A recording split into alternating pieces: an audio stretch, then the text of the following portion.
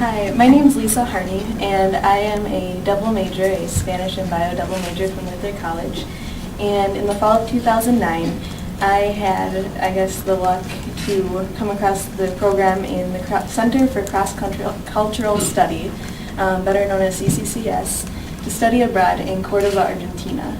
As you can see on the map, Córdoba is pretty much right in the heart of Argentina.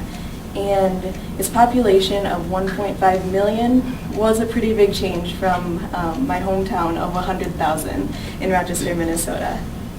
While I was there, the goal was for me to learn Spanish. It was directed towards my Spanish major. And in order to do that, I went to the National University in Córdoba. The funny thing is that where my host family's house was in comparison to the National University happened to be a 40-minute bus ride. So twice daily, I would board the bus, ride the 40 minutes, go to class, board the bus again, ride the 40 minutes back home. It was a unique situation. I was the only one in my program that needed to do that. And so while I could tell you stories all day about Argentina, I'm going to focus on the buses for obvious reasons.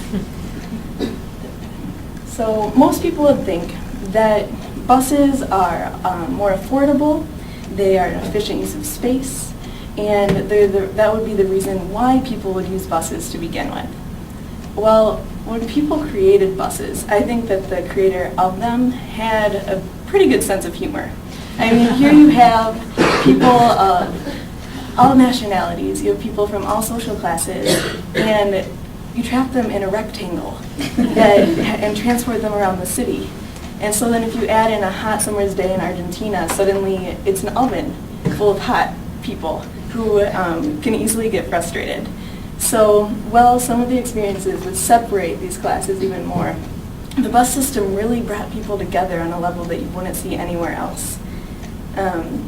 So I was reminded of the song, The Wheels on the Bus, as I was down in Argentina, because from this children's song, if you remember it, it's talking about how the children on the bus go wah, wah, wah, and how the windshield wipers on the bus go swish, swish, swish, and there's all these sounds and sights and smells, and all of that was a part of my experience. There was always that child crying, always the swishing of the windshield wipers when there would be these massive rainstorms.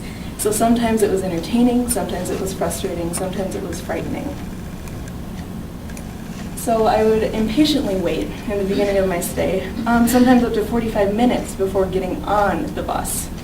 And so at first it was why do I need to wait here? I just want to get to my classes. I shouldn't have to kind of be a part of this system. And then as soon as I'd be about ready to give up waiting for the bus, then it inevitably would come screeching around the corner. I'd board, and instead of focusing on the people, I would focus on myself.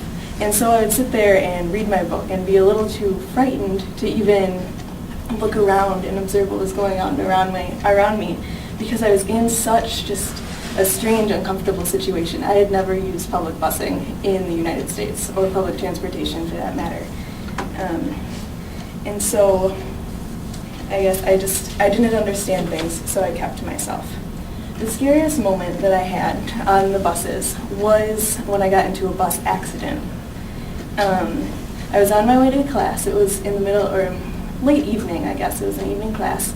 And there was a man with a fruit truck that was parked just in the center of the road. And so the bus couldn't pass. The bus driver waited a couple, maybe a minute, 2 minutes at best, and then just slammed on the accelerator, hit the truck. It screeched all the way down the side, and we kept going. I couldn't believe it, honestly. I was just completely shocked. Well, it gets better, or worse. We pulled up to the next bus stop, and that angry fruit truck driver, he had pulled his truck around the back way, parked his truck in front of the bus, and started to bang on the door. I was afraid that he had a weapon. I didn't know what was going on. I couldn't understand a thing. So, needless to say, I completely missed my class that night. And the police ended up coming, sorting out the whole situation. But it was this moment of danger and, again, confusion and not understanding that made me just ready to go home. It's funny that my favorite experiences in Argentina also happened on the bus. So I was on my way to Patio Olmos, which is a mall that's in the center of the city. And there's this golden rule on the bus that you don't acknowledge people you don't know. So I sat down in the empty seat, and the woman looks at me. She was this elderly woman, and apparently she didn't know this rule, even though she had been living in Argentina her entire life. She starts asking me what I was doing in Argentina, if I enjoyed my classes, and I finally learned from her that she was on her way to the mall as well, by herself, and that she missed the times that she spent with her grandchildren walking around the mall. So I decided to join her, walked around for half an hour to an hour, and we just talked about life and life in Argentina, life in the United States. So the buses showed me the best and worst aspects of Argentina. It was a place where beggars, the rich, the poor were all joined together in that one spot. There were pickpocketers that frequented the bus. There were protesters that boarded the bus and angrily marched up and down, refusing to get off until their messages were heard. There are also a set of rules, though, that everyone followed, and the sense of respect that everyone had for each other. The first 4 seats were reserved for pregnant women, for the elderly, and for parents with young children. It was expected that you gave up those seats for those types of people. People helped the disabled up and down the stairs, and again, it was just this amazing, genuine show of respect because everyone was in the same boat, or I guess in this case, bus. I really changed the focus from myself to others while I was on the bus because there was just so much to observe and so much to take in. It made me realize that even though there were scary moments and even though there were these wonderful moments of spending that time on the bus with the nice old lady, that people are people, no matter where they are in the world. And so the wheels of the bus will continue to turn, and what I need to remind myself of is to just sit back, relax, and enjoy the ride.